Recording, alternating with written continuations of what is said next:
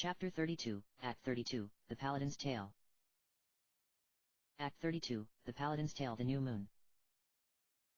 It seemed that Rydia had looked away from the rapidly shrinking Misty Valley for only a moment when the first meteor crashed into the Falcon. Ah! She tumbled painfully onto her rear, shielding her face with her arms just in time before a shower of splintered wood buried her. A shriek rang out from the bow, where Luca was cutting the wheel with so much intensity that she had to dig her heels into the knots of the deck to keep her balance. What happened? Edge and Harley bolted upstairs, and Rydia struggled back to her feet, wincing as she brushed the debris off her chest. I don't know, she groaned, running her fingers through her hair to shake out the last of the dust. I'll be okay. Nothing broken. Another shudder ripped through the ship, sending Rydia careening into Harley's arms as Edge grabbed onto a nearby mast. Luca shifted into a higher gear, the engines roaring to life as the Falcon shot forward and steadily dipped down, a sea of blurring green rushing to meet them. It's another meteor storm, and it seems to be hanging directly over Baron. She slid her goggles over her face, sucking in a large gulp of air between her teeth. I'm not going to be able to get us much closer without pulverizing the Falcon. Time for an emergency landing. A shrill whine broke out above them, Rydia, Edge and Harley all staring up in unison as a flaming mass of ebony and bruised plum cut across the draping shadow of the moon and shot straight for Baron Castle. The red shield around the castle pulsed threateningly, and the meteor shattered upon impact, a deluge of rock and stardust crackling in the air like dying fireworks. Holy hell! Edge muttered. Someone up there is pissed. It's like they know we're coming. What's going to happen if we neutralize the shield? Harley frowned. Will the people inside get hurt? We'll figure out something, Rydia shook her head. I'm not going to let anything happen to our friends, not when we've come this far. The Falcon came to a shaky landing, Luca sliding them as close as she could manage to a small forest in the west so that the trees offered some semblance of protection in case the storm veered in a new direction.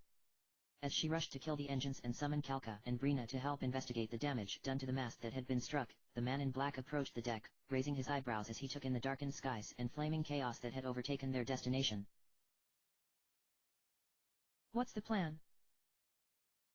I will call the Eidolons when we get to the castle gates, Rydia explained. That way, the shield will protect the castle for as long as possible. Harley, when you went to see Cecil, where was he holding court? The throne room, Harley replied. The rest of the castle had been empty save for some mindless guards, and it was really late when we arrived. I have a feeling he hasn't been getting out much. Then we head straight for the throne room, Rydia sighed. And hopefully, the crystals will be there waiting for us. I'm coming with you, the man in black said, and when Rydia opened her mouth to protest, he lifted one warning finger. No arguments. Why you don't have to do this, Rydia stammered. If things turn bad, it's a fight we'll have to take on for ourselves. Cecil is our friend, I can't ask you to get in the middle of something so horrible. You've done quite enough as it is. He may be your friend, but he's my blood. It's far too late for such sentiments, Golbez shrugged. If that girl is in there, you're going to need all the firepower you can get, or have you already forgotten what happened in Agart? He's right, Edge muttered, and Rydia's mouth fell open. Wait, Edge actually wants him to come? Edge met her gaze, his eyes creased with grief, and she felt a trickle of ice water seep into her stomach. Oh, gods! He's preparing for the worst. He really thinks Cecil is going to fight us. I'm coming too. Luca bounded over to them, tugging her visor down over her forehead. I have to find Master Sid, I just know he's gotta be inside. I already know what you're going to say, Harley frowned as she caught Edge peering at her from the corner of his eye. That it's too dangerous for me to tag along. But you have to promise, if King Edward is inside, you'll do everything you can to bring him back safely. We will, Harley, Rydia grabbed her hands, squeezing gingerly. You have my word. Very well, Harley nodded, tugging her arms back. She didn't do very well with most public displays of affection, no matter how benign, and no matter the gender. But you can't just go waltzing up to Cecil's front door while that storm is raging, that's practically suicide. Let me fetch Porum and Leonora so that we can send you in at least somewhat protected. I didn't even think of that, Edge smiled slightly as Harley turned and ran back into the hull. Good thing, at least one of us is thinking rationally. After Porum and Leonora tag-teamed blessing the party with Protect, Shell and Blink White Magic, Edge issued his final instructions: if at any point they appeared to be in harm's way, Harley or one of the Eblin Four were to take control of the Falcon and make a break for it, regardless of whether or not they had made it back. He was grateful that despite Porum and Leonora becoming visibly upset at this edict and demanding to go along, Harley managed to calm them down enough by invoking the two girls' greatest weakness, Porum. "Don't you dare think that you're going to leave me alone with that holy terror," she threatened, and both girls stole a cautious glance at each other before shutting up. The twinge of pink that had lit up Leonora's face did not escape Luca, and Rydia was fairly sure she heard a low growl from over her shoulder. During their hurried journey to the castle by foot, the disarray in the village caused by the meteor storm could be heard even from the meadowlands. The road they would have taken to return to the village was now scarred by gaping craters, swirls of purple haze and a film of dusty granules hanging in the stalled atmosphere. Shouts of confusion and the popping of emergency flares meshed into a chorus of terror, a crash of crumbling brick erupting in the distance. Rydia bit her lip, forcing her legs to carry on even when she caught the unmistakable whiff of smoke burning through her nostrils. Baron will surely self-destruct if Cecil doesn't come to his senses. They skidded to a stop at the castle gates, Rydia narrowing her eyes as she took in the unrelenting shield that continued to mock them. The meteor storm had done nothing to weaken it. In fact, it looked more dangerous than ever with its ominous, fluctuating transformation between blood red and deep crimson each time a new meteor struck. She took a few hesitant steps back as she raised her hand high in the air, her lip quivering as she shouted into the maelstrom churning before them. "I hope this works. Mommy, please be right." "Eidolons, heed my call. Disable the magic that guards Baron Castle so that I may save our friends." A whirling disk of glittering blue light blossomed above the castle like the parting petals of a lotus, a pinprick of light darting in frenzy as it etched a complex weaving of spinning magic circles and orbiting stars and moons. Rydia's aura took on a golden sheen as the first shining orb arose in the sky to the north, Titan emerging with an earth-shaking roar as he banged his fists against his chest. Fissures burst open in the barrier as Luca, Edge, and Golbez grabbed onto each other to keep from keeling over. Rydia closed her eyes and clasped her hands, her brows knit in such deep concentration that even the earth trembling beneath her feet could not disturb her. Next, to the east, a cascade of lightning came crashing into the barrier, igniting it with crackling white light as Rayma's staff vaulted down from the heavens, impaling itself into the barrier. He descended to Baron in a triumph of storm wind and thunder, extending his hand and calling his staff back to him. To the west, Shiva flitted about in a snow dance, her lithe limbs becoming blurs of crystal and ice while diamond dust rained upon them, seeping into the cracks torn open by Titan. The others watched in wonder as the diamond dust began to harden and grow, an ear-piercing shriek reverberating as chunks of the barrier began to break away and collapse inward. A southerly twister of flame crashed into the crumbling dome inches from Rydia's body, Ifrit bursting from its core and throwing his head back, the cyclone exploding and eating away at the pulsing red light until nothing remained. After the rush of scorching gales had blown past them and all fell silent once more, Edge cautiously opened one eye, not realizing they had been clenched shut, and gasped. "The glow." Rydia slowly opened her eyes, her voice disjointed and echoing as the aura continued to radiate around her. "It's disappeared." The four Eidolons disappeared in a burst of yellow and green crystal orbs, leaving the castle vulnerable to the meteor storm. Just as another family of meteors sailed for the keep, a flare of silver mist came rushing over the castle like the high tide, the strangled cry of a dragon rolling over the meadowlands. "The Mist Dragon," Rydia whispered. "He's protecting the castle from the storm. And we'll help the villagers." Rydia whirled around, only to find herself surrounded by a group of tittering sylphs, their wings fluttering with the same intensity of a hummingbird's heartbeat. "Sylphs. You've come too." "Of course," the leader nodded, twisting a lock of hair around her finger. "We had a covenant, after all, one we don't intend to break again. We could sense the agony in your heart, we will aid the villagers in your place while you save Cecil." "Save Cecil?" Rydia blinked. "Cecil's in danger." "It may already be too late," the sylph frowned, shaking her head. "We waste time by talking. Go now, and our tribe will protect the village from the storm." "Thank you," Rydia cried, bowing her head. The aura around her body faded away, restoring her back to her normal emerald-clad self. The sylphs flew overhead, disappearing in the blink of an eye. Luca gingerly pressed her hand into the billowing mist that now draped over the castle, shivering as the icy tendrils of moisture danced over her skin. "I hope this isn't a trap." Golbez pushed past her, wrenching open the castle doors and blinking as his eyes adjusted to the overwhelming darkness that welcomed them. It was beyond just every light being extinguished, and the absence of sunlight that would normally be pouring through the gilded floor-to-ceiling windows. It was the chilling, soul-stealing darkness of death and decay. Something he had become quite familiar with in his first 30 years of life. "Brother, where are you? Why can I no longer feel your light?" "Let's go," Golbez grunted, and plunged inside, his cape snapping in place behind him like a soldier's salute. Hey! Hold it!" Edge gaped dumbly, running after him. Rydia and Luca looked at each other and nodded, their hands coming together and squeezing reassuringly as they followed Edge and the man in black.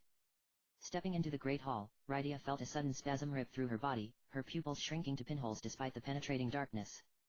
An outpouring of heat surged through her chest. It was the same mysterious sensation she felt when Ramo, Shiva, Ifrit, and Titan had returned to her, a transfusion of mana that ignited her veins and made her blood simmer beneath her flesh.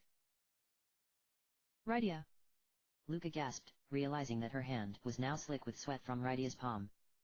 Rydia blinked, closing her fingers over her breast as she tried to focus on the distant echo resounding in her ear. A nightly baritone was calling her name, getting farther away with each subsequent beat of her heart. "Odin." Rydia swallowed, and her throat felt like she drank a glass of sand. "I think another Eidolon has returned to me." "What?" Luca bit her lip. "But how?" "I don't know," Rydia whispered. "It wasn't me. Somewhere in Baron. A powerful light blew away Odin's nightmare.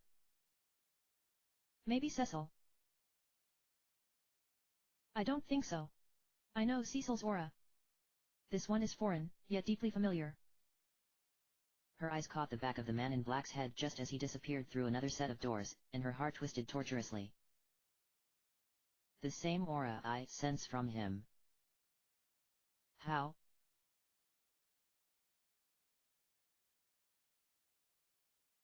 Kane's vision faded to white as he watched his best friend's broken form bounce down the short flight of stairs from his throne, his limbs twisting eerily like a marionette's strings that had been cut. Next to him, Theodore was shaking, his hands cupped over his face as tears poured down his cheeks. "My prayer. Did my light do that to Father? Did I kill?" "No." Kane shook his head hurriedly, although he couldn't be sure if he was directing his comment to Theodore, or still in total denial of what had just occurred.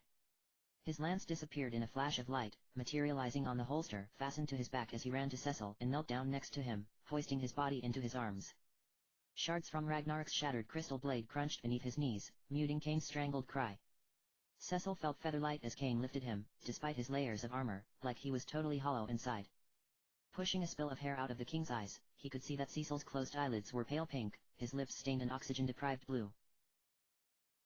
"Cecil. I was too late. I'm so sorry. Why did I have to be such a fool and stay away so long?" Rosa crawled over to them, resting her head on Cecil's chest as she closed her eyes and held her breath. After a few long beats, her eyes snapped back open, and she took hold of his hand, pressing it to her lips and trying not to openly shudder at how cold he felt against her mouth. It was hard for her to reconcile that only days ago his mouth upon hers had breathed life into her very body and soul, just as it had ever since their first kiss as naive children. "He's breathing. He's still alive." Thank the gods, Theodore thought, a rush of air escaping his lungs as his tensing legs suddenly gave in under their own strain and turned to jelly. Sid and Edward lowered their heads in relief, Sid's fingers slipping clumsily as he dropped his hammer, the loud clang of it hitting the floor ignored by all. Theodore watched wordlessly as his mother tried every cure and raise spell known to man, all with no result as she got progressively more erratic with her efforts. "Father, why won't you wake up?" The sound of doors slamming open rang out behind them, making Theodore leap a foot into the air. A dark-skinned man he had never seen before in a black cape and kilt was barreling through, his filthy bare feet slapping on the stone floor and dark silver hair flying behind him like a battle standard. Theodore also couldn't help but notice the massive black steel blade hanging from his shoulder. Flashes of the nightmare he had had when his airship had crashed came rushing back to him, alarm bells clanging dizzily in his head. The man drenched in darkness from my dream. Could it be? But Theodore was frozen in place, he couldn't even part his trembling lips to speak. Rosa, Kane, Sid, and Edward didn't seem to know this man either, they were staring wide-eyed as he made a beeline for Cecil, and Theodore could see Kane's fingers pressing protectively into his father's arm. The mysterious girl lingered in the background like a forgotten wraith, slightly levitating over Cecil's throne as she watched with muted amusement. The man in black took one long look at Kane, and then glanced down at Cecil's body, and then Kane again. Kane glared up at him the entire duration of the exchange, his jaw clenched, and Rosa uttered a silent whimper, the latest spell she had been attempting lost to the ether. Cecil. The man in black finally choked, lowering his head. Another parade of footsteps clambered in, and much to Theodore's shock, King Edge of Eblan, Rydia, and Princess Luca of the underworld appeared, all of them looking as exhausted and destroyed as he felt. Luca immediately ran to Sid, screaming something imperceptible as she threw her arms around him. A less sturdy man would have been bowled over, but Sid merely hugged back tightly, blubbering into her shoulder. Rydia lingered behind, drinking in the horrors before her as Edge stopped in the middle of the throne room and shook his head confusedly. Why are Theodore, Rosa, Sid and Edward letting Kane anywhere near Cecil?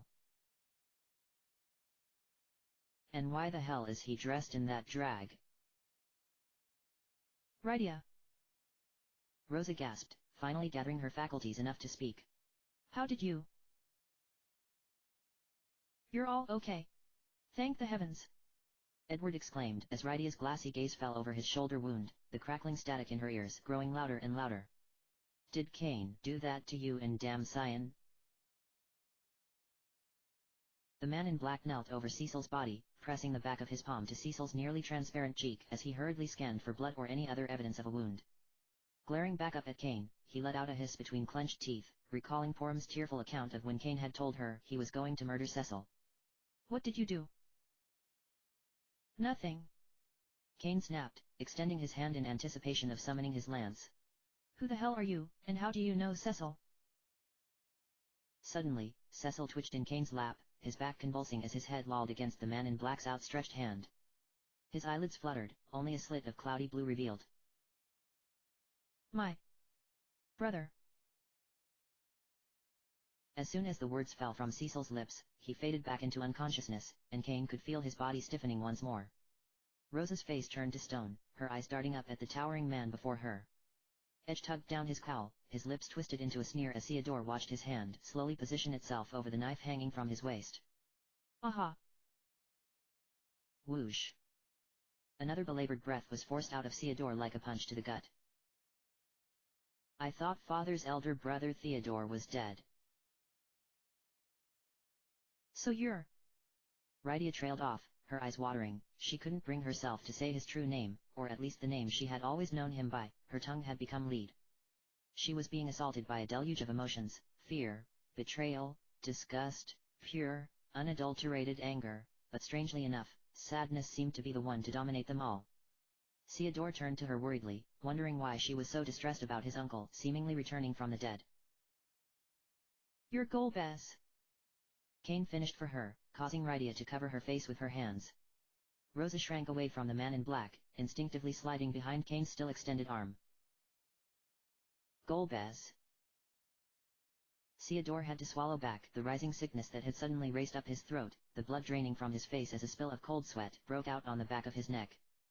That can't be right. That horrible man cannot be my father's brother. Cannot be my very own blood. But the matching looks of terror on everyone's face, save for the rage etched deeply into Kane's features, told him well enough that it was all true, another nightmare come to life. Everyone was frozen in place, afraid to speak or react to Kane's accusation. The man in black, Golbez, turned away from the dragoon, glaring up at the mysterious girl like he had only just now noticed her for the first time. She gave him a subtle finger wag of a wave, tilting her head. You're still alive, guess Titan couldn't finish the job after all. Evidently, Golbez shrugged. Not that I have quite as many bodies as you do. What? Rydia cried, suddenly snapping from her stupor. Many bodies. The mysterious girl laughed, shaking her head. Oh, the picture is becoming yet clearer for me now. Another tricky half-breed is among us. But I guess not all you are the same, this one is much less honest than our Cecil, isn't he? What is she talking about? Rydia whirled around to face Golbez, a fresh round of tears springing from her eyes. Did you know this woman before you joined us? Golbez looked at Rydia, the darkness clouding his gaze, an adequate enough affirmation. Rydia shrank back, swallowing, and the mysterious girl clapped her hands together. Now. It truly doesn't matter. At this point, you are all just a middling distraction. I dare say you have outlived your usefulness. She floated down from the throne, snapping her fingers as an explosion of golden and green crystalline spheres orbited around her, etching a magic circle beneath her levitating white feet. No. Rydia cried, suddenly throwing herself at the girl and pushing her down to the ground, wildly grabbing at her wrists. I won't let you. I won't let you turn any more of them against me. Rydia. A chorus of voices screamed her name, Theodore's desperate bleating among them. The mysterious girl threw her head back and laughed, the aura around her fading as she gave in to Rydia's relentless flailing. Behind them, a cyclonic blast was erupting behind the covered windows, the piercing roar of a wyvern preceding an implosion of shattered glass that drove over them like a hurricane. Theodore shrieked, ducking his head and covering his face with his arms as shards of glass tore his exposed skin to ribbons. Rydia threw herself down over the mysterious girl, and Cain dove on top of Rosa and Cecil, forcing them to the ground with his body as their shield. Gnarled black claws tore through the billowing curtains, yanking them from the walls as a majestic black dragon forced himself through the destruction and landed with an earth-shaking thump on top of Cecil's throne, crushing it effortlessly beneath him. His maw gnashed angrily as he threw his long, slender neck into a snaking curve, letting out a rush of blinding blue-white flames that scorched the ceiling, his violet and black wings extending their full length behind him. No. Rydia sobbed, lifting her heaving form from the mysterious girl, who just stared up at her blankly with a slight smile on her face. Not the All-Father, too. Bahamut. Golbez shook his head, reaching behind him and unsheathing his blade. I'm sorry. Fusoya and we're too late save you. No. Rydia shrieked, whirling around to face him as she leapt to her feet. You can't. Look out. Edward cried. He's going to. But his warning was drowned out by Bahamut's menacing howl, liquid flame pouring from between his jagged, yellow teeth as he thrust his maw forward and unleashed a devastating maelstrom of boiling flares and all-consuming fire. Rydia turned back to Bahamut just as the flames reached her outstretched, trembling hand, her tears scintillating in the seething light of his mega flare. This can't be the end. Theodore clenched his eyes shut, and he could feel a dizzying rush of scorching air lick the tips of his ears as he sank helplessly to his knees. First Odin, and now Bahamut, why do Rydia's Eidolons want to destroy us? Reflect. A dazzling rainbow shield materialized in front of everyone, the flames bouncing off their bodies with a delicate chorus of chimes and screeching back toward Bahamut and the mysterious girl. A barrage of pulsating fireballs obliterated Bahamut's ebony scales, racing to render his flesh to ash as the fire surged over his body and wings. With a deafening roar, Bahamut lurched backward, fading into a flame-ridden, twisted shadow before he could fall out of the gaping hole he had detonated in the throne room. Standing to the side, her spine ramrod straight and her legs spread in a defensive stance as she shielded Cecil and Cain was Rosa, her hands folded in prayer and eyes alight with rage. The final dynamo of flame that had collided with Rydia's protective magic ricocheted off of her like a miniature comet and smashed into the mysterious girl, forcing her to her knees as she released a blood-chilling cry and clawed at her blackening skin, her glossy hair now a smoking mass of glowing embers. Rydia took a step back, glaring coldly as the girl let out a final gurgling whimper, collapsing to the floor face first and dissipating into a mess of ash and gossamer thread. Only her glittering silver and ruby jewels remained whole when the maelstrom had finished consuming her, glinting in the light of the violently swaying chandeliers above. Edge raced up to Rydia, launching himself into an impromptu somersault and letting out a weak, disbelieving laugh. We've done it. Rydia didn't reply, she was still staring at the remains of the mysterious girl, her lips pressed into a thin line. Rosa dropped her hands, releasing the spell and wobbling on her feet as the intensity of the spiritual power she had harnessed to cast reflect over such a massive range of targets finally caught up to her. Cain leapt to his feet, resting one hand on her waist to steady her as Theodore's eyes desperately searched his father's still form, blood trickling down his forearms. Both that woman and Bahamut are gone. So why has he still not woken up? Golbez lowered his blade, narrowing his eyes. No, we have not. Edge was about to make a smart retort when a blinding swell of light filled the room, 4 pairs of vacuous amber orbs surrounding the charred remains of the mysterious girl. When Theodore's vision had finally managed to focus, he saw 4 identical copies of the same girl they had just slain staring at him, all with matching slashes for smiles. When one of them opened her mouth to speak, 4 simultaneous voices poured out, reverberating in the devastated chamber. Well done. Now I am off to deliver the crystals to their rightful master. This planet serves no purpose any longer. Wait. Golbez snarled, diving forward to grab the girl closest to him by the throat. Her body flickered, and his hand passed through her as she teleported away, appearing next to Cecil and kneeling down to run her fingers over his hair. Thanks to you, I'll have lots of data to bring to him about half-breeds. As a reward for your efforts, you will sleep peacefully forevermore while the rest of your planet suffers an agonizing death. Goodbye, Cecil. She stood up, ignoring the others as she teleported again, this time for good. Her 3 clones followed suit, each disappearing wordlessly in a swirling portal of blue light. What did you do to Cecil? Golbez screamed, but the last of the portals faded away, submerging them into eerie silence once more. Rosa clapped her hand over her mouth, shaking her head and moaning her husband's name under her breath. Cecil. Kane gazed down at Cecil's body, sighing. You were the real Cecil all along? I figured as much. Although I didn't want to believe it. Father. Theodore cried, slumping next to Cecil and grabbing his hand. It had grown ice cold, and Theodore could barely feel the flutter of a pulse beneath a wrist that looked as if it would snap as easily as a twig beneath his boot. Come on. You've gotta wake up. Please. Golbez watched Theodore warily from behind, crossing his arms over his chest. It had been brief, but he had seen the look in the boy's eyes when Kane had revealed his true name. They were indeed the same cerulean as Cecil's, right down to the crystalline flecks of light that spoke to the divine blood that coursed through his veins. Theodore's gaze had filled with the same terror Golbez had seen in Cecil's eyes that fateful day in the Giant of Babel when they had learned they were brothers. He would have thought he had been hurled back through time to relieve it all had Cecil's unresponsive body not been splayed unceremoniously before him. I had not dared to expect any less. Of course he would hate me, after everything I have done, but why do I feel so devastated by something I already knew to be true? Kane took a deep breath, weighing his words carefully as he lifted his gaze away from Theodore and Cecil to Golbez. Do you know anything about those people? His self-flagellation interrupted. Golbez raised an eyebrow at Kane's rather abrupt attempt to talk business. It had become blatantly obvious by the tenderness in Kane's efforts to protect both Cecil and Rosa in the battle against Bahamut that he didn't want to kill Cecil at all. He knew there had to be more to the story behind Porum's assault, but he honestly didn't care at this point. The end result of whether or not Kane had gone rogue had been the same. Cecil had been lost to them, and he had failed to keep his promise to Fusoya to protect both his brother and the planet. Finally, he let out a low sigh, daring himself to meet Kane's stare. More than you do, probably. Edward stepped forward, clearing his throat. Golbez noticed that unlike Kane, Edward couldn't bring himself to look directly at him. His darting eyes finally settled on Rydia and Rosa, a more pleasing sight to be sure, despite both women looking as if they had walked through the fires of hell and back.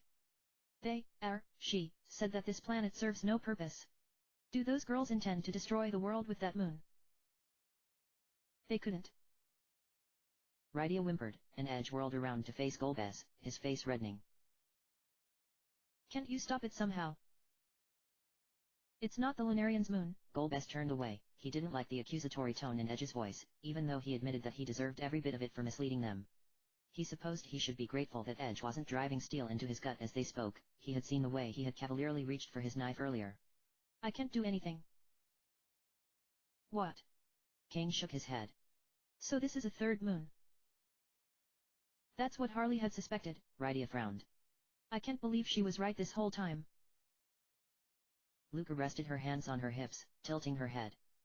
Come on you guys, don't act like this is the end. The crystals have all been taken up to the new moon, right? Sid and I could fix up the Falcon to travel there. Sid frowned, gently patting Luca's shoulder.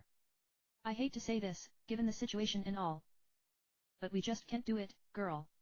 The planet's gravitational pull is too much even for my birds. We don't have the technology, or the know-how. By the looks of how big that moon is looking outside, I'd give the blue planet 2 or 3 days, tops, before something else unsavory makes contact with us. We'll never figure it out in time.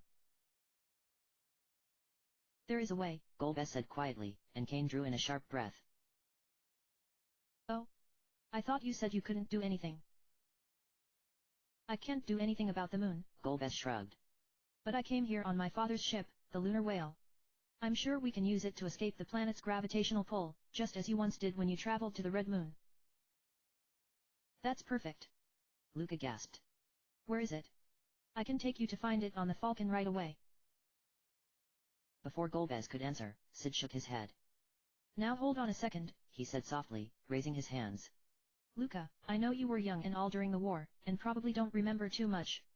But we need to take some things into consideration before we decide to just flee the planet to fight a new phantom on a new moon. Guilt flashed in the reflection of his goggles as he glanced up at Golbez. For starters, you don't trust me, right? Golbez tilted his head, and Sid's ruddy cheeks became stained with scarlet.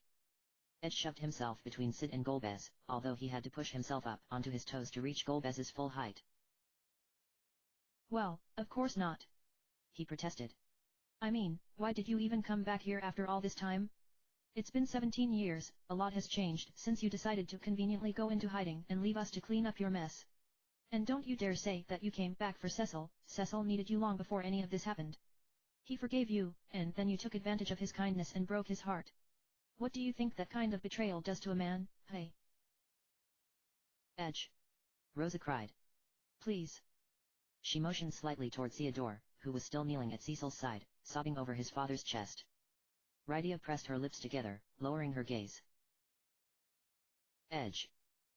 As the years went by after the war, I thought you had stopped caring as much about all of us. You seemed so eager to move on to bigger and better things. It was so easy for you to leave me behind, after all. But you really love Cecil, don't you? And it seems you always have. Sorry, Rosa, but it's the truth. Edge snapped. And you know as well as I Theodore should learn it too, this is his heritage, after all. Don't tell me what my son needs to learn. Kane took a step back as they argued, a suffocating sense of dread wrapping around his heart and squeezing until he felt as if his lungs would burst.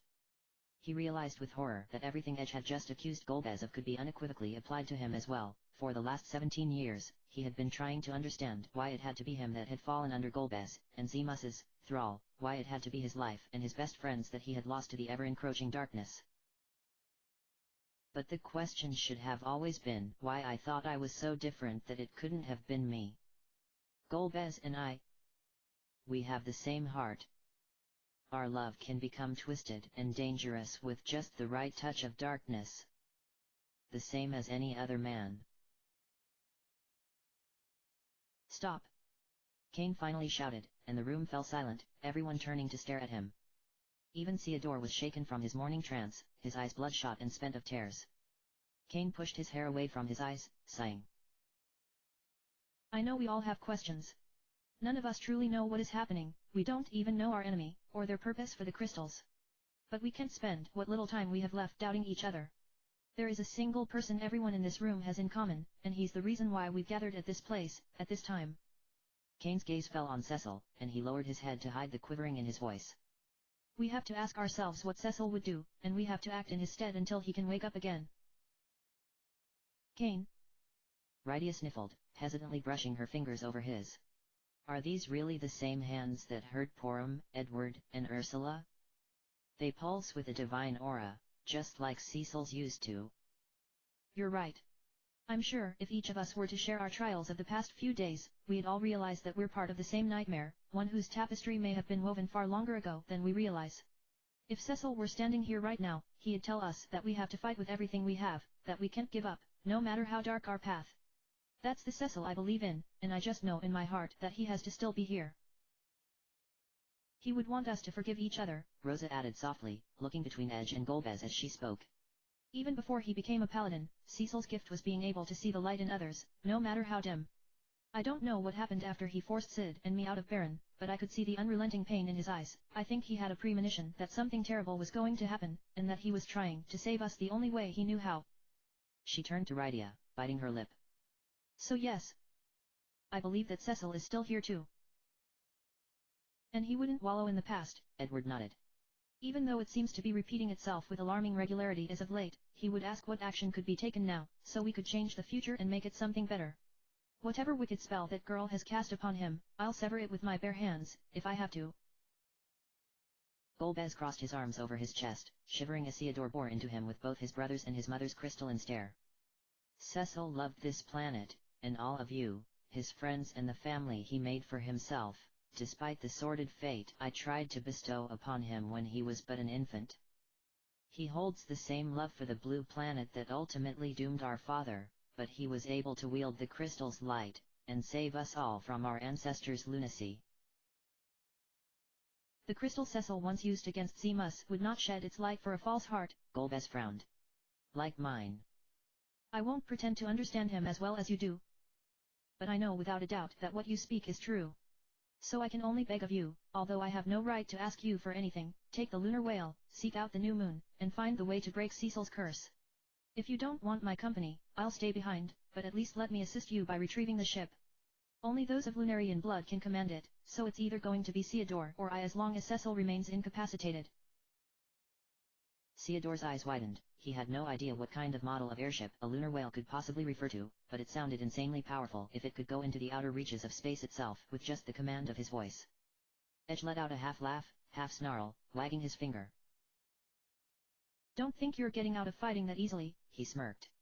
If we have to suffer, you're going to do so right along with us. Got it? But I'll accompany you and Luca on the Falcon. I have to be the one to break it to my men that I'm gonna be gone for a while. Golbez replied only with a nod, and Luca pumped her fist into the air. Thank you, Edge, she cried, and Rosa and Kane exchanged small, worried smiles.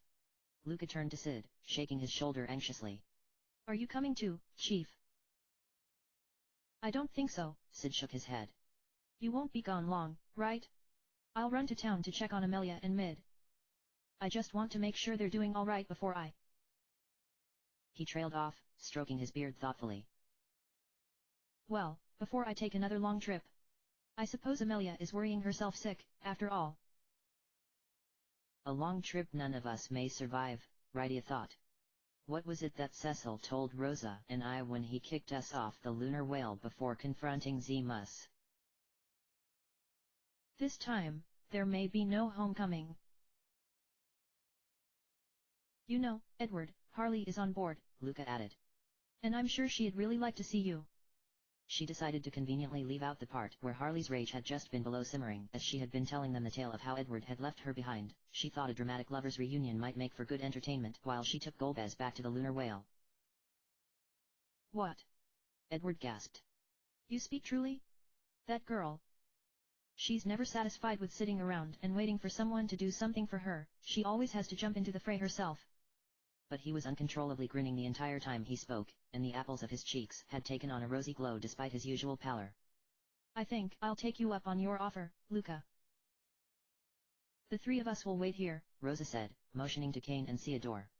Swift preparations will need to be made, both Baron and I will be depending on you while we're gone, Theodore. What? Theodore cried, jumping to his feet. You can't be serious about leaving me behind, I'm coming too. I want to do anything I can to help Father. Absolutely not. Rosa replied, her eyes narrowing. End of discussion. Mother. Theodore gasped, clenching his fist as tears glistened in the corners of his eyes. You can't just throw all of this. He motioned toward the destroyed throne room and may have inadvertently pointed a shaking finger at Golbez. At me and then expect me to sit on the throne and wait diligently for the world to end. Be reasonable. Oh my gods, he sounds exactly like Rosa when she was begging to come with Cecil to the moon, Rydia mused, pressing her fingers to her lips. He's sure changed a lot since the last time I saw him. I guess all of this has forced him to grow up pretty fast. The old Theodore would have never had the confidence to stand up to his parents like that. I think I will stay behind, Rydia announced, and she tried to resist grinning when she saw how Edge's face fell in disappointment. Theodore, maybe we could go to the village together and check in on your grandmother. She was worried about you before when we stopped by her house. Theodore sighed, shooting one last glare at his mother before turning away. You're right, I should visit her. And I want to make sure the other villagers are okay, too. He glanced at his bloodied arms, cringing. I better heal myself first, or everyone is going to fuss over me. Good boy, Rydia thought. Let's give Rosa some time to cool down. Knowing her, her insides are probably liquefying from stress as we speak. Maybe Kane will talk her off the ledge. Everyone made a hasty departure, leaving Rosa and Kane alone in the throne room with Cecil. As soon as the door had slammed shut behind the last deserter, Sid, blurting promises the entire way that he would be back to help Rosa and Kane with whatever they needed as soon as possible, seeing his 3 other children together once again, although in a tragic manner none of them had ever anticipated, had almost made him second-guess leaving. Rosa collapsed next to Cecil once more, now allowing herself the luxury of another round of tears thanks to dear Rydia whisking Theodore away for a few precious hours of respite. More than anything, she had wanted to be strong in front of her son throughout their entire ordeal, but felt like she had utterly failed, and now that Cecil was gone, she realized she had to fortify that strength twofold. This will be the last of my tears shed. I made a promise to you, Cecil, and I intend to keep it until my dying breath. I will survive this, and save our son's future, even if I have to do it without you by my side. Kane rested his hand on her shoulder, bending to one knee. It's going to be all right, Rosa.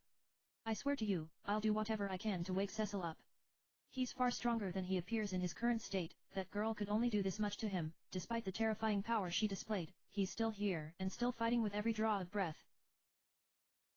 It's not just Cecil, Rosa moaned, followed by a loud hiccup that bounced against the chamber walls. 17 years. Why, after all this time? I hate to admit it, but Edge was right.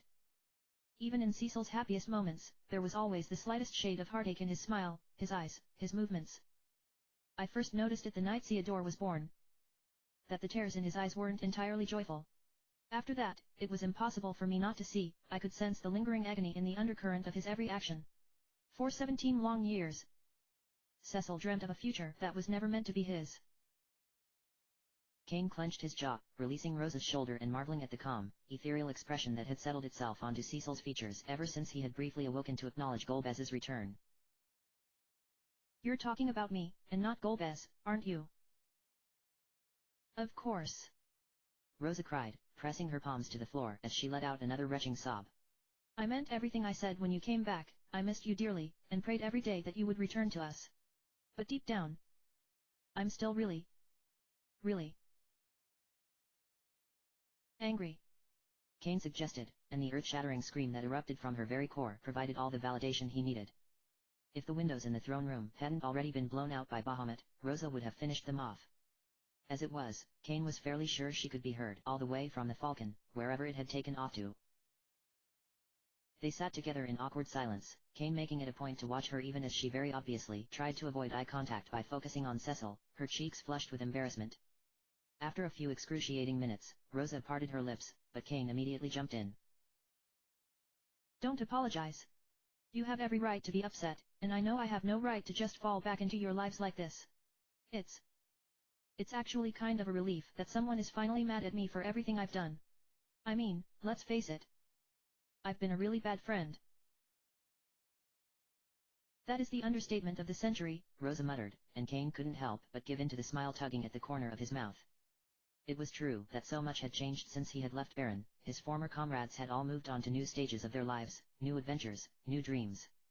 But it comforted him dearly that he was now able to affirm for himself that some things were truly eternal, like how beautiful Rosa still looked even when she was furious, or the way her love for her friends drove her to face the most terrifying of nightmares, only armed with the optimism and grace that had made Cecil, and himself, fall in love with her over and over again. He watched as she placed her hand over Cecil's, a tear sliding down her cheek and splashing onto his breastplate. But I meant everything I said before too, Kane said softly, laying his hand upon hers so that his fingers entwined with both hers and Cecil's. I'm not going anywhere, not ever again. If you two will have me, that is. Well, I guess make that 3, I suppose Theodore won't be too happy with me either. Once he learns more about our past with Golbez, I'm sure that will all eventually be coming out now that he's back. Theodore will understand, Rosa sighed. I find that I oftentimes forget what it was like to be his age. When you become an adult, you think children are so naive and have no idea about the complexities of the world around them, but he's reminding me over and over again of just how untrue that is. Do you think I was too harsh with him before? He's so worried about Cecil. I think you were being a mother. Kane smiled. There is not a single parent in the world who would rush to throw their child into such danger. But he's also clearly inherited your stubbornness, which means he's going to defy you no matter your wishes. At this point, you may as well let him come along. You'll be able to keep an eye on him and won't be worried about how he is faring by himself. He's really quite capable and brave if you give him the space to spread his wings. I suppose he gets that from his father. Rosa sighed loudly, pulling her ponytail off of her neck where it had been sitting in a sweaty clump of ash and debris from the battle with Bahamut and weaving it absent-mindedly between her fingers. It should have been you all along. Pardon. Theodore's godfather. It should have been you. Cecil and I spent a long time discussing it. But it would have roused a lot of questions and conspiracy theories in the kingdom if we had given that title to a man many presumed to be dead. So we gave Theodore no godparents, and simply raised him on stories of the brave dragoon knight that had been his father's best friend, whom we would welcome home with open arms if he were to ever return. That was one of the biggest disappointments Cecil carried in his heart after the war, but I fear there was nothing we could do. When you become sovereign, your desires cease to be truly yours forevermore. Cain felt the heat rise in his face. All this time, they never hated me for what I did, for the unnecessary pain I caused that bled into a new generation. Is there a story behind the boy's name? Shortly after we were wed, Cecil and I searched for his birth parents' graves. Rosa pulled Cecil's hand into her lap as she spoke, but of course, there was no reaction to her touch or her words. It was there that we discovered that Golbez's birth name was Theodore. If Theodore had been a girl, we agreed to name him after Cecil's mother. But Cecil still wanted to honor her in some way. So we combined her name with Golbez's birth name, and came up with Theodore. A beautiful tribute, Cain offered. For what it's worth. I'm sorry I wasn't there. I should have been. There is so much I missed in your lives that is unforgivable. Maybe that's why I was drawn to Theodore's light when I first found him in the Mysidian fields. Maybe something inside of me that had been sleeping for such a very long time finally woke up. A miracle, to be sure, Rosa sniffled, dragging her wrist across her swollen eyes. Cain thought she resembled a scared albino rabbit. And now, I am already in need of another. But in the meantime... She gazed down at Cecil's body, shivering. I can't just leave him like this. Will you help me take him up to our room? Of course, Cain nodded, rising to his feet and pulling her along with him. He then knelt down, gathering Cecil in his arms effortlessly. Lead the way, I'm anxious to see how much has changed around here since I've been gone. Rosa's thumb caught the latch on the throne room door as she made a final inspection of the carnage laid at their feet. When her eyes fell upon Cecil's shattered throne, she had to force herself to look away before she started to cry again. She wasn't the one in the family that was privy to premonitions or omens, but there had been times in her life when the universe was not so subtle about passing her a message, and she could only pray that this was not one of them. She caught Cain eyeing her questioningly, and quickly turned back to the door, yanking it open with perhaps more force than was necessary. Not as much as you would think.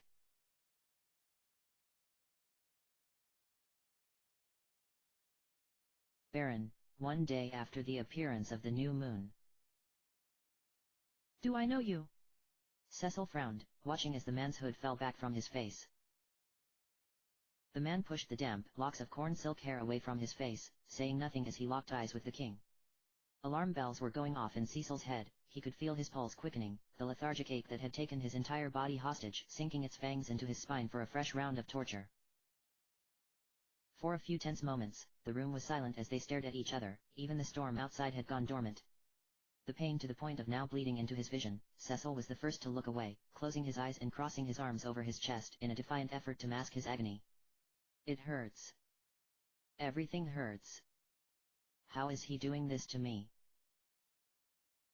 If you're just a stray beggar, then please leave immediately. I am a very busy man.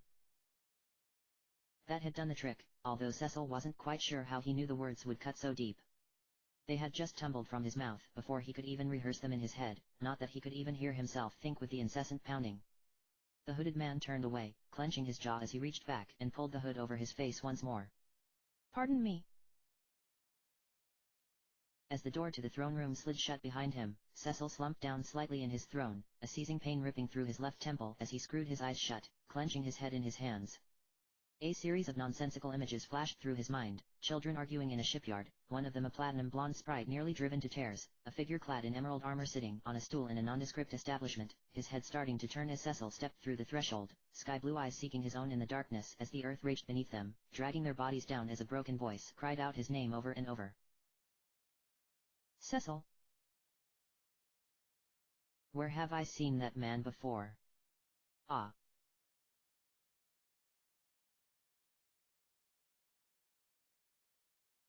Baron, 2 days after the appearance of the new moon. What is this, my lord? Edward asked confusedly, turning the box over in his fingers. A small swing enclosure in the front kept it sealed tight. It took all of Cecil's self-control not to encourage Edward to open it immediately. What did he care of the consequences? As far as he was concerned, where the assault occurred did not matter, it was all about the target that stood between him and the final crystal. But instead, Cecil offered a crooked smile. A token of our friendship, and of my appreciation for your visit. Please, accept it. He approached Edward, closing his hands over the box in Edward's hand and emphatically pressing it into the man's chest, like he could telepathically impart his wishes for the box to be opened. Edward looked up at him apprehensively, shivering from the touch of Cecil's cold hands and making it a point not to even brush over the box's latch as he glanced at Harley. Cecil took a step back when suddenly the brutal seizing from yesterday overtook him once more. It was more powerful than ever. It made the pain he had suffered when that hooded beggar came around feel like a stroll on the promenade. The roar of flames drowned his senses as Edward said something to him that came out as garbled nonsense.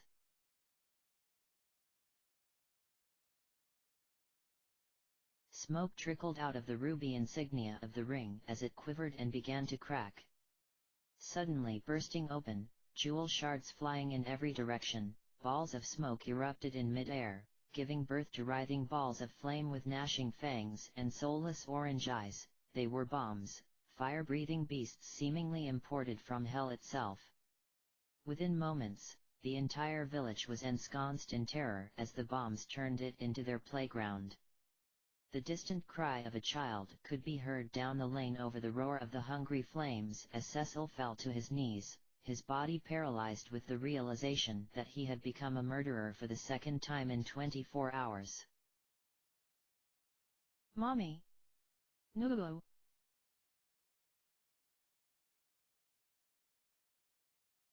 When Cecil opened his eyes once again, he found himself with an armful of flowers. He knew he was saying something to Edward, but he couldn't comprehend the words coming out of his mouth. Something in his brain had short-circuited, disconnecting him from the rest of his body. Like a ghost watching the rest of the world function unawares of his presence, Cecil saw himself press his nose into the bouquet, smiling appreciatively and promptly thrusting the flowers away toward a waiting guard. He turned to Edward, watching anxiously as he kept the little metal box clutched shut between his trembling fingers, nodding to whatever it was Cecil was simpering on about. What did I give to him? What have I done?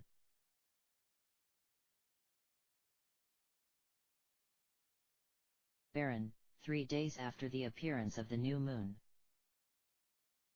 Welcome back, Cecil declared, rising to his feet. He took a long look at each of the new faces that had forced their way into his domain, tapping his finger to his chin as he slowly strode down the line. That's right. I know these people. I'm glad to see you all. Theodore, Rosa, Sid, Edward. He shook his head when his eyes fell on the dragoon in resplendent emerald armor, the scales shining with the sheen of a rainbow despite the darkness of the throne room. Oh yes. He definitely knew this man too. Once upon a time, he had taken a different form, and had played a different role in his life, but Cecil would have known him from anywhere. At least, that's what he told himself. It's on the tip of my tongue. Ah, of course. And, most of all, Kane Highwind. As soon as he spoke it aloud, the name left a queer taste in his mouth, and the always lingering shadows began to penetrate his vision once more. Cecil. Father. He opened his eyes, but when exactly had he closed them, the chill of the darkness spread before him, seeping through the plates of his armor as he pressed his fingers to his throbbing temples. Any minute, he was sure a vein would burst and split his head into two. He felt as if someone was sharpening a pair of blades on his skull. Theodore? Rosa? Sid? Edward? Kane? What are you doing here? No. What am I doing here? A dying glimmer of light rose before him. It took all of his strength to force his legs to move forward to chase after it. As he got closer, he saw that it wasn't light at all, it was just the face of a tarnished mirror, reflecting the tears that had unknowingly begun to pool in his darkened eyes. Pressing his fingers to the glass, Cecil whimpered as another spasm tore through him, clenching his eyes shut and fighting the urge to scream at the top of his lungs. He didn't know how much time had passed. Lately, he had not been able to tell the difference between a second and 24 hours. When he opened his eyes again, he found himself still standing before the mirror, his palm marred in sweat, but pressed to the glass exactly where he had left it. But this time, there was something wrong with the person staring back at him. He was able to recognize himself right away, despite the overwhelming darkness clouding his view, but it was his 20-year-old face that was staring back at him somberly, transparent purple circles traced beneath two pools of black, and limp, shoulder-length silver hair pulled back from his face that revealed a slender jaw clenched with acerbity. What? Cecil whispered, and the reflection followed suit, cracked, blood-stained lips mimicking his words. In a trance, Cecil reached his other hand into the mirror, the glass rippling around his fingers like the rings in a pond, and withdrew a slender, curved blade, steel tempered in a gradient of scarlet and ebony. I know this blade. But I thought it was lost long ago on Mount Ordeals. They called it the Deathbringer. The legendary blade of darkness. Cecil. Cecil whirled around, the blade moving seamlessly with him. Rosa was staring at him blankly, her lips pressed in a thin line and her hands folded at the waist of her ivory gown. Father. He turned to his left. Theodore was gazing up at him wordlessly, haunting blue eyes illuminating the filth and grime of the mirror and causing the reflection of the fallen knight within to shrink away, a low hiss filling the air. Gentle footfalls made their approach, and Cecil raised his blade, the hair on the back of his neck standing at attention. Emerging from the darkness was a tall figure clad in black, dark silver hair falling over his shoulders. A flash of violet froze Cecil in place, his blade raised mid-air and his paralyzed limbs refusing to cooperate as he stared helplessly at the titan of a man. Cecil. How do you know my name? His spell of paralysis suddenly broke as the three figures disappeared without warning in another flash of pulsing violet light. The sword dropped from his hand and he fell to his knees, his twitching fingers colliding with suffocating steel and the sharpened curves of a demon's horns as he clawed at his head. He tucked his chin to his chest, finally releasing the uncontrollable scream that had been festering in his heart of hearts. Ugh. No.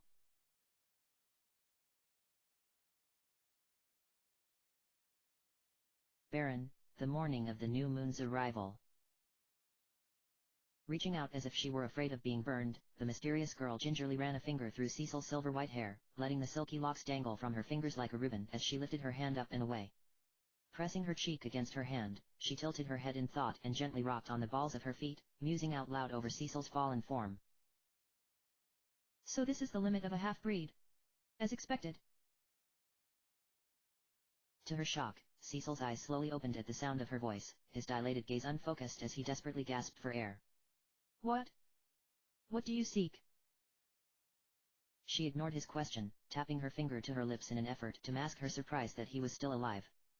She had anticipated that the Eidolons were going to be the key to making quick work of the crystals of the blue planet, that had been the plan all along, at any rate, but she had never expected to see him again after their last rather eventful introduction, if you could call it that. He was the very defiance of fate personified, an abomination of a creature that should have never come to be, but had somehow not only been born, but had thrived on this whole of a planet, and integrated effortlessly with its native insects. She lowered her head, speaking so closely to him that her lips brushed against his ear. Still, you are a valuable sample. I suppose you will be useful. She roughly shoved his battle-scorched body aside until he was flat on his back, her amber eyes flashing as she lifted his head up by the crown of his hair and pressed a finger to his bloodied lips. This will only hurt a little. I think. Rosa. Theodore. I'm sorry.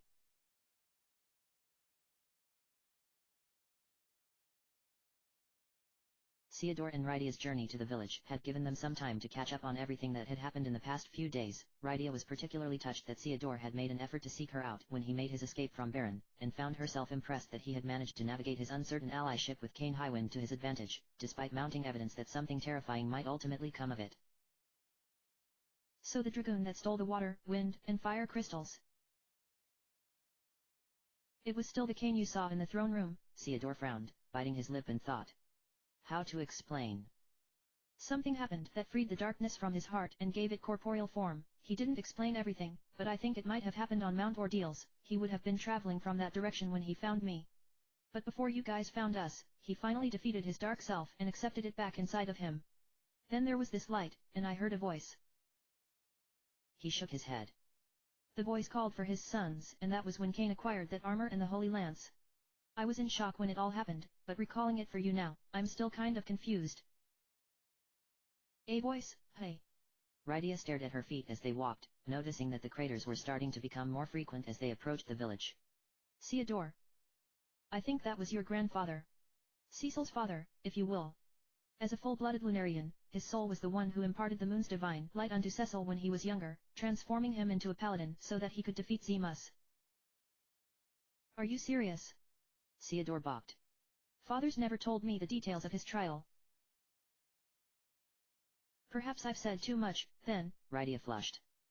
It hadn't been her intention to overstep her bounds, although she had no way of knowing what Cecil and Rosa had actually told their son about his lineage. She had been as guilty as Edge in terms of letting her despair keep her distant from her friends over the past few years.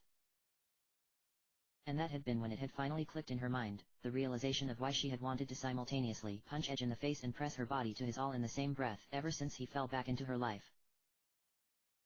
They say you can't stand to see in others what you hate about yourself. Ugh. Rydia. Theodore blinked, but her thoughts had drifted elsewhere. That conversation had met its end. Once they had arrived, Rydia checked on the sylphs to learn of what progress their efforts had made in defending what had been left of the village after the first wave of meteors, and Theodore reunited with his grandmother, who was thankfully unharmed. Both the prince and the summoner were relieved to see that the sylphs had made good on their promises, using their fey magic to heal those who had been injured and to decimate the remaining meteors before the storm had abruptly died. Rydia wondered if it had stopped once the mysterious girl, or at least, one of her forms, had perished at the hands of Bahamut's reflected magic.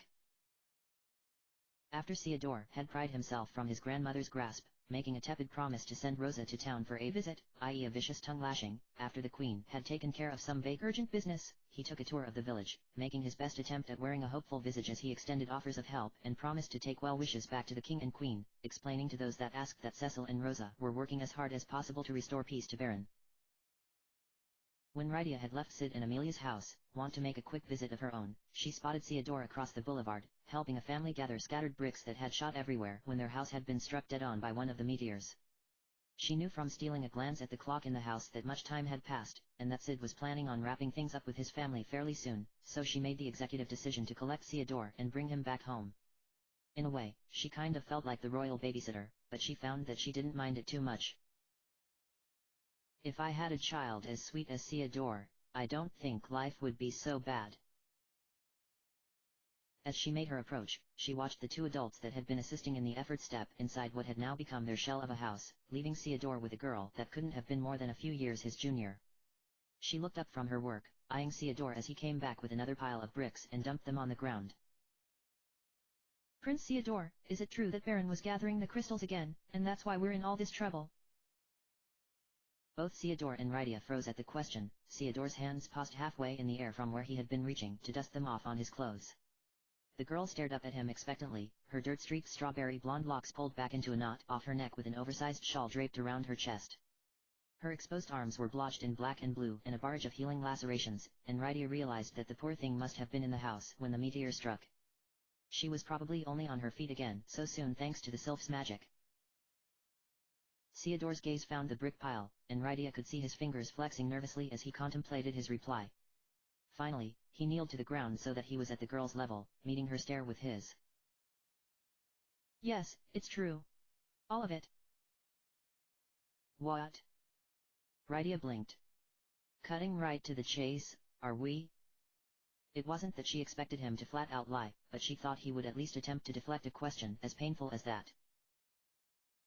But why, if people are getting hurt? The girl sat back on her haunches, and Theodore shook his head. I don't know. But I assure you, I intend to find out, and I'm going to restore the crystals back to their rightful place. I don't quite know how I'm going to do it yet, but I will find a way. Baron is my homeland, too, and I'll go to whatever end to prevent another war from ravaging our kingdom again. He stood back up, pushing the wilted hair out of his eyes. If you need something to believe in, then please, believe in me. I'll need your prayers. Probably a whole lot of them. Theodore.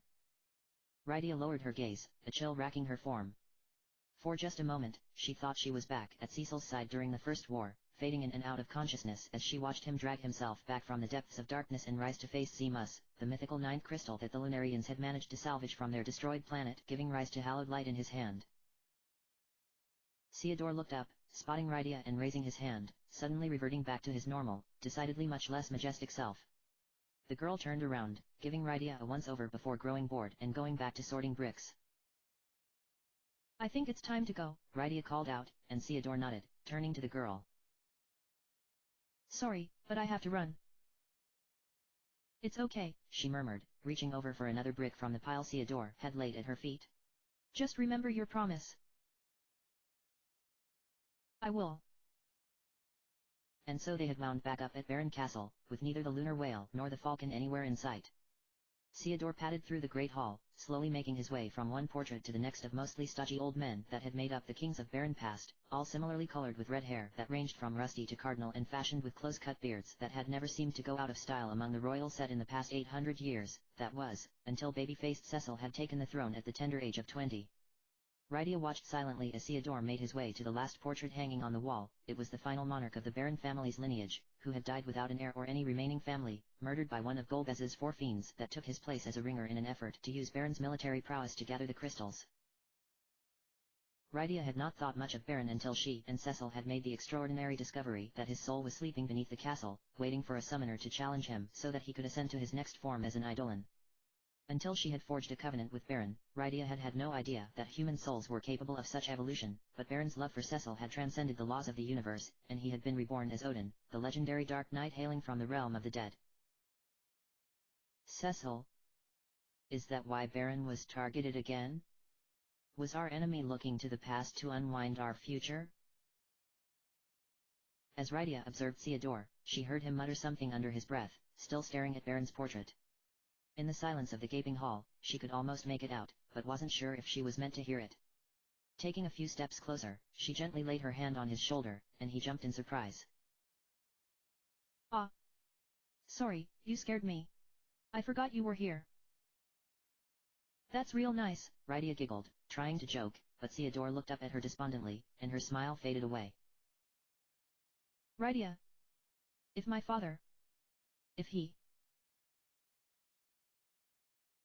He won't, Rydia said firmly, already knowing what he was going to say. But Theodore looked away, and she caught him grinding his fist beneath his eye. I don't know what happens to a Lunarian if one were to die. Is it the same as a human, where you're gone and that's it? My grandfather, if that was really his voice I heard, has been lingering on this planet for the entirety of my father's life, waiting in limbo only to send his son off on a mission to potentially die. Will I never truly inherit my birthright as a Lunarian unless my father dies, too? He sniffled, blinking back up at Rydia with tears in his eyes. Because if that's how it works, I don't want this stupid power anymore. I'd rather go back to being my ordinary, disappointing self. I wanted to stand out on my own, and not be associated with my legendary parents, but I would trade it all back if it meant having my family again, even if it meant being in their shadows the rest of my life. Theodore. Rydia threw her arms around his neck and pulled him to her breast, gingerly stroking his back as she pressed her lips to his hair. She felt him melt into her embrace, and pulled him tighter into her, blinking away her own tears. He has bursts of maturity and wisdom, like I saw in the village. But he's still just a 15-year-old boy, and he's terrified of what's to come. Just like when I fought in the war at his age. I don't know what happens when a Lunarian, or even when a human, dies. Nobody knows. There are miracles and mysteries abound in the next life that we won't be privy to until we've reached that point ourselves. But what I do know is that death is not finite, not in the slightest. We live in the memories of our friends and our family after we die, and in turn our tales are passed from one generation to the next, sometimes in history books, and other times in the parlor of the family homestead. And love transcends death, too. I've seen it with my very own eyes, multiple times. Like when Odin became an eidolon to fight by father's side. Theodore asked, and Rydia blinked, pulling back slightly. Yes, exactly like that. Did Cecil tell you that story? Theodore nodded, looking back up at the portrait. Yes. But I also met Odin when my father, or I guess, the mysterious girl, summoned him, before you guys arrived.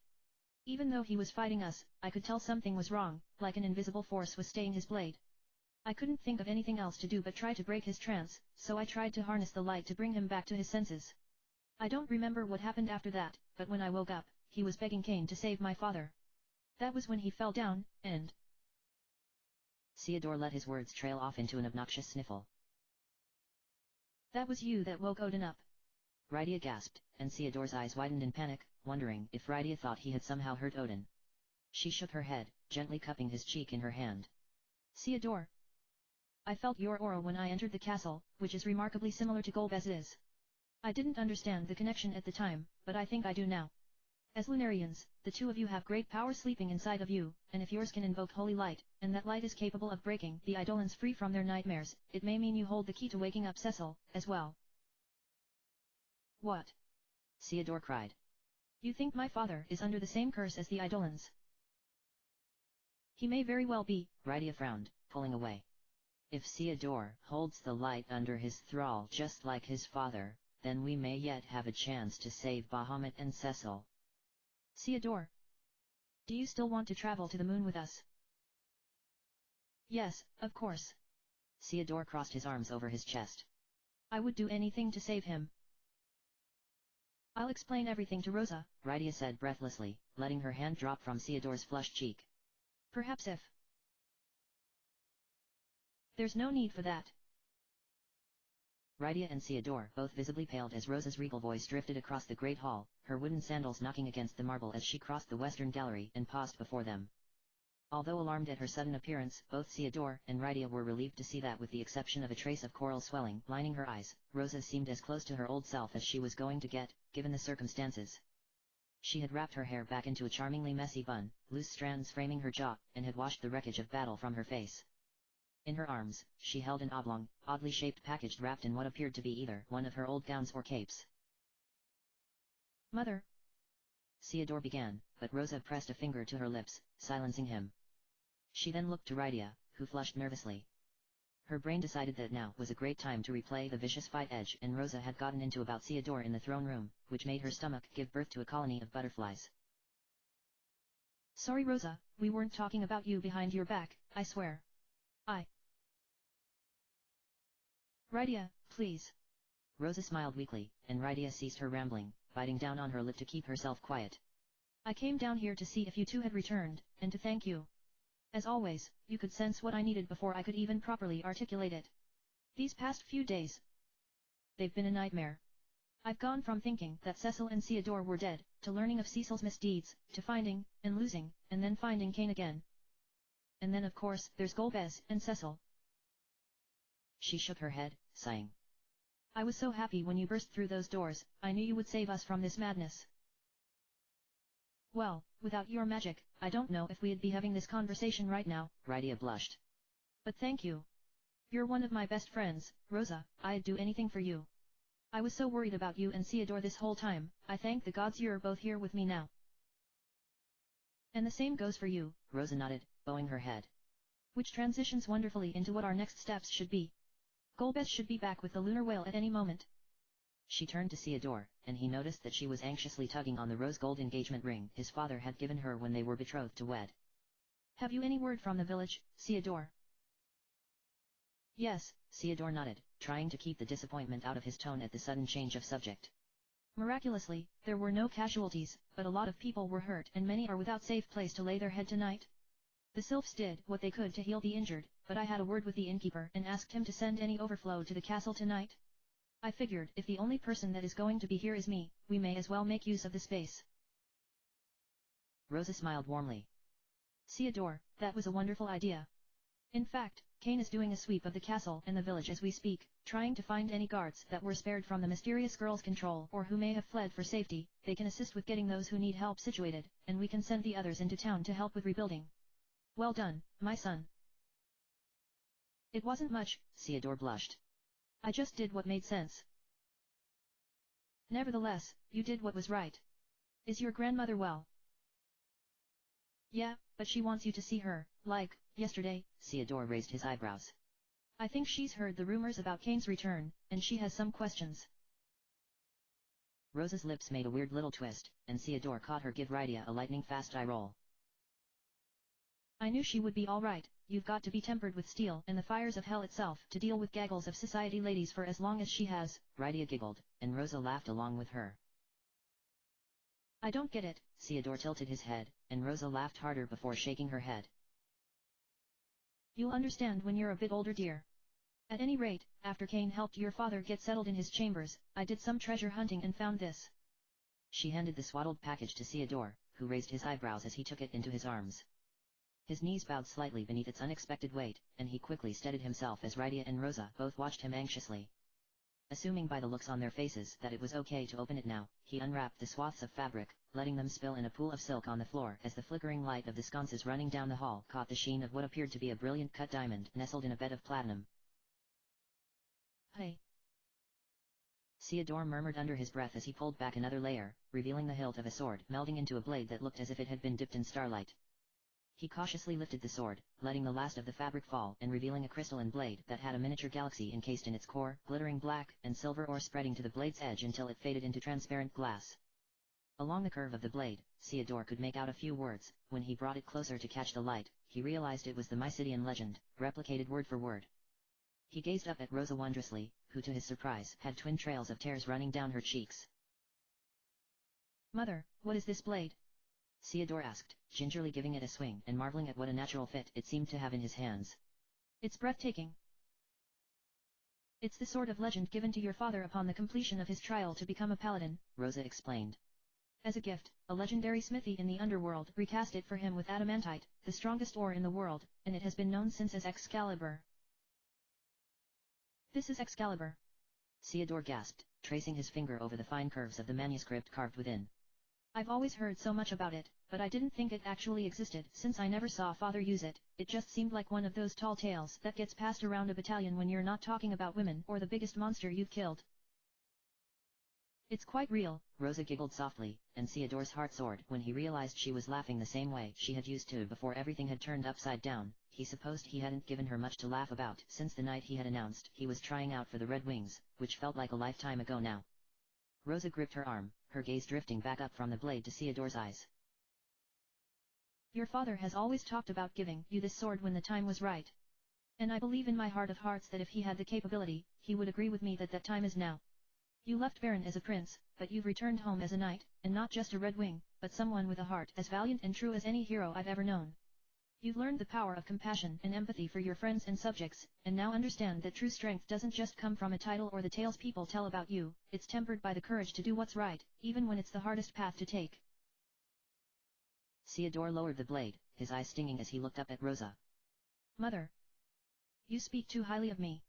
All I wanted was to somehow get back to you and Father, even though the path was difficult, I tread it out of selfish desire to be with you again. Does someone like that really deserve this blade? Rosa tilted her head. Have you already forgotten what happened in the antechamber or in the battle with Odin? Without your strength, I don't think Kane would have been able to defeat the Dark Dragoon, which he freely admits. Besides, he filled me in on all of your adventures together, he regards you very highly, my dear. And I trust Kane's word as much as if I had witnessed it with my own eyes. Kane never says anything nice about anyone, Rydia added. Except for Cecil and Rosa, but that's only when they're not irritating the hell out of him, which was fairly rare in our time together. If Kane, the legendary ex-captain of the Baronian Dragoons paid you a compliment, you had better treat it as the high praise it is. Theodore shook his head in disbelief, and Rosa pressed her lips together. You asked me to be reasonable before, right? I've reconsidered some things. I remember how terribly I felt when your father disregarded my desire to take my own fate into my hands and play my part to save our world. I won't repeat that again with my own son. If you're going to be coming with us to the moon, I'll be counting on you to keep us safe with that blade. None of us know what will be waiting this time. Mother.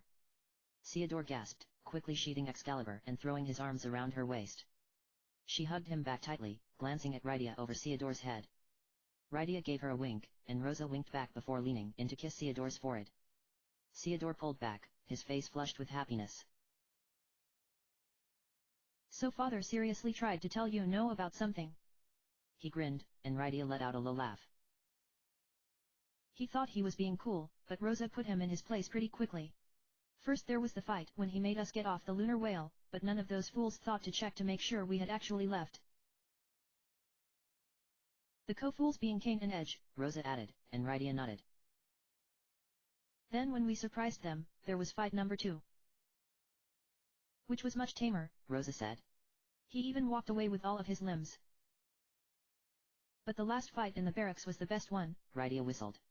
It was loud enough that it woke me up from a dead sleep. Rosa had started to laugh, but paused when it finally clicked what Rydia had actually said, and turned an odd shade of white.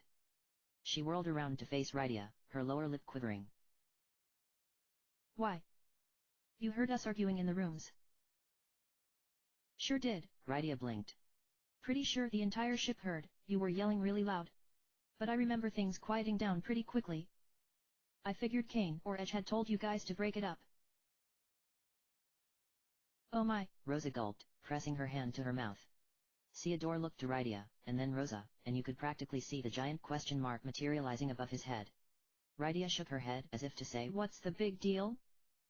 It wasn't like Rosa was one of those people who liked to pretend everything was perfect all the time and keep up appearances. That would be a trademark of her mother. And with the amount of time the 5 of them had spent together throughout the war, there were days where they all argued with each other far more than they actually talked. But then Rydia took another look at the shock that had taken hold of Rosa's features, and she suddenly stiffened, the blood draining from her face and her eyes growing as large as saucers. Ding! The light bulb had finally gone off. Well, I guess now I know why you were in such a good mood the next morning, Rydia simpered, and Rosa turned so red that it looked as if she had stuck her head into an oven. Which, ironically, didn't seem like such a bad idea at the moment. Can we not discuss this here? Rosa begged, and Theodore took a hesitant step backwards. His Lunarian instincts, as dampened as they normally seemed to be when compared to Cecil's, were telling him that this was one secret he did not want to be let in on. Sure, maybe we can talk when we're on the lunar whale, Rydia smirked. Just be sure to take that room when we board so you can spare us all your indignity. Oh, honestly. Rosa huffed, throwing her hands in the air.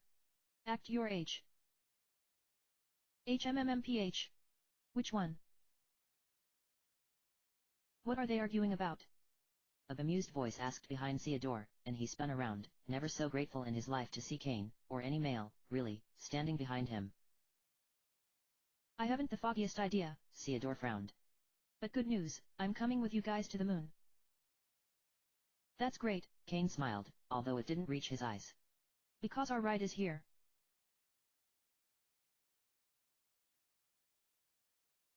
Awakening the Eidolons, breaking into Barren Castle, or navigating for their lives in a meteor storm that had seemingly covered the entire span of the planet did nothing to prepare the party for the mass chaos of preparing a battleship for departure to space with 20 people and 2 dolls that needed to be navigated aboard.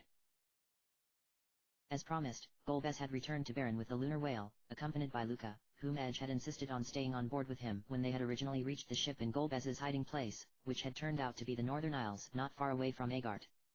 Golbez had picked up on the fact pretty quickly that he was being assigned a dwarven princess nanny, but decided to be the bigger man and let Edge think he was somehow being effective.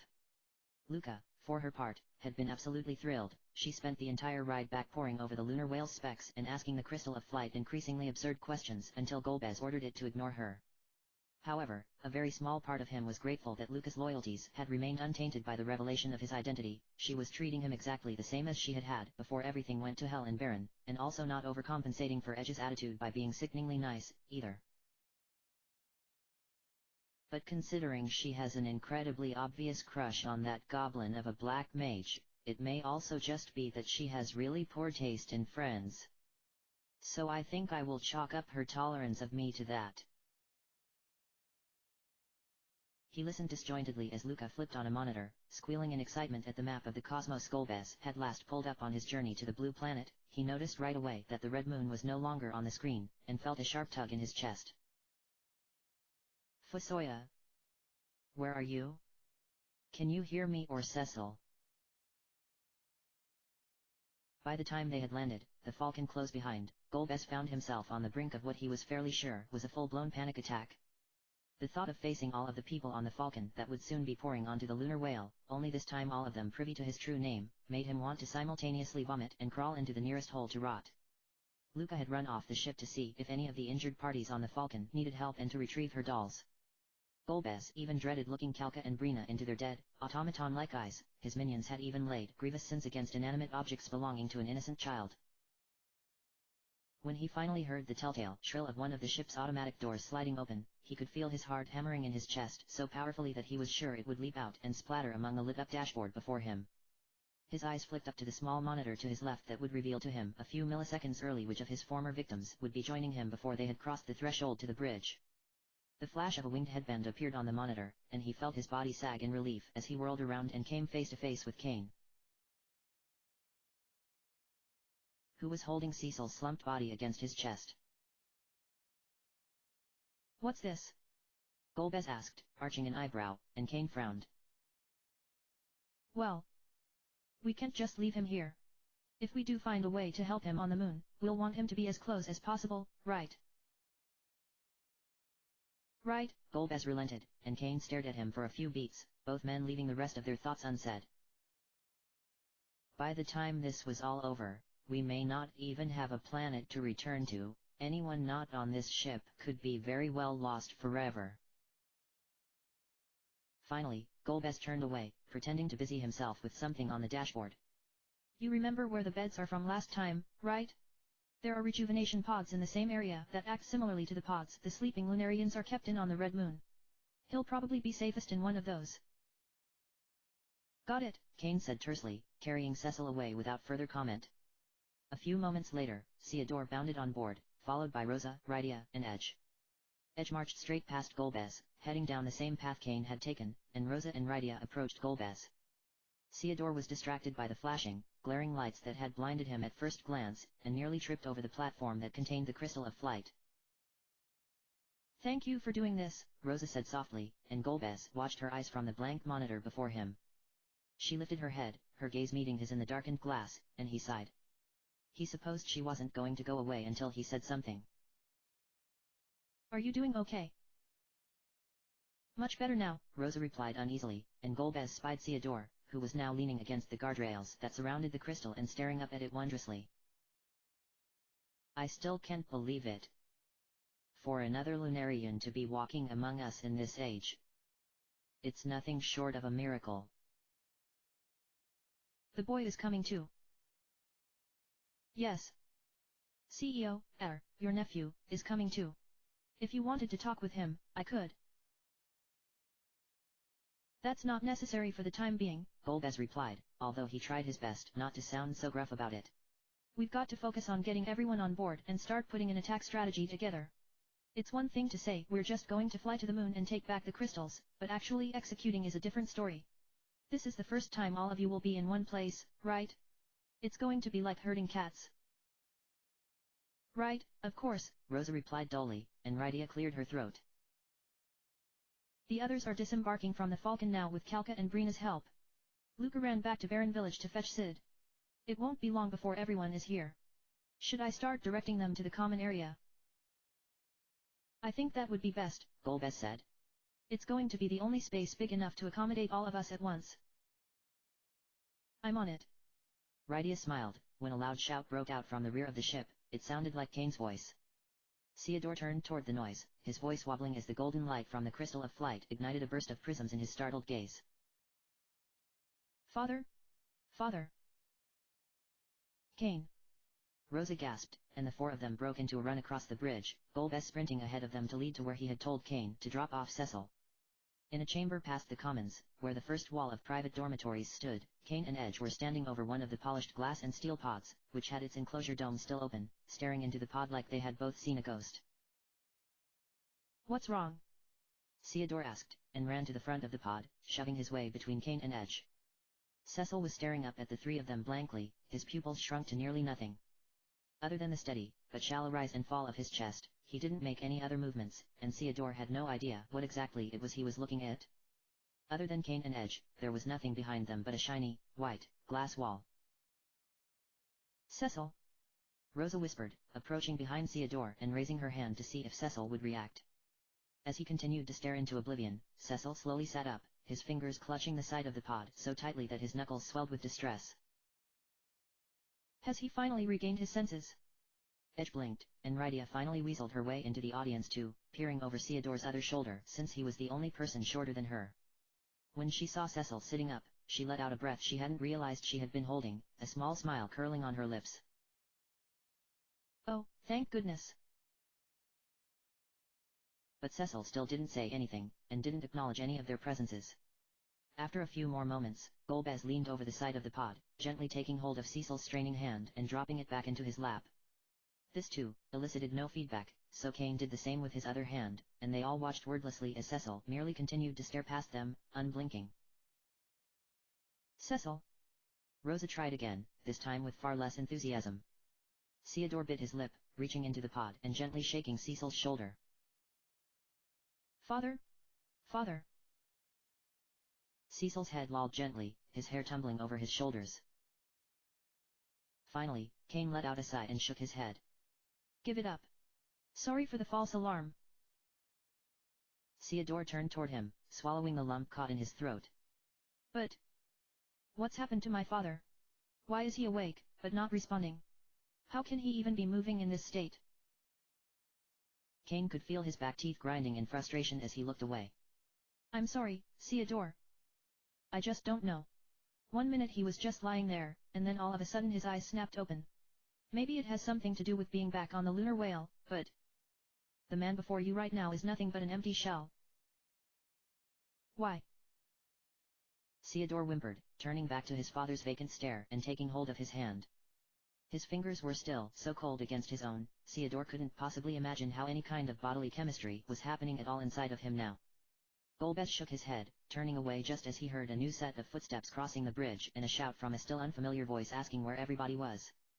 He took a long, silent breath, leaving the others behind as he began to make his way back toward the front of the ship. Suddenly, he no longer cared how the rest of Cecil's friends would react to it being his face that would welcome to them to possibly the last airship ride they would ever take. The fact of the matter was, he was alive and functioning enough to be able to process whatever they might throw his way, no matter how deeply their cold words or pitiful looks might cut him. That was the ugly side of atoning for one's sins, after all. But his little brother, the benevolent, kind-hearted, valiant soul of the two half-breeds, as that wretched girl had called them, no longer had a choice in what he could do or feel. He couldn't smile when his son called his name, couldn't kiss his wife, couldn't joke with his best friend, so how could Golbez possibly feel anything but shame for wanting to throw away everything he hated about living his life, those messy, painful emotions, that Cecil was now cruelly denied? What did that girl do to him? Golbez glowered, slamming his fist against the sensor for the door that would take him to the bridge. The metal door shot upward with a gentle purr, Golbez's vision blurring as his eyes were once again invaded by the pulsing bridge lights he had still not quite gotten used to. But really? Would he ever be able to truly live in a light-filled world again? Was his soul still so stained in darkness that it would be an impossibility, even if he truly longed for it? Edge. You asked in the throne room why I came back, after 17 painful years of nightmares. Would it satisfy you, or perhaps enrage you further, to know that my answer would not have just been for Cecil? I have come back for one single reason, to stop the moon that threatens us all. This goes beyond redemption, or revenge, or even the blue planet itself. And I will do whatever it takes to reach my goal, even if it costs my life. End of chapter.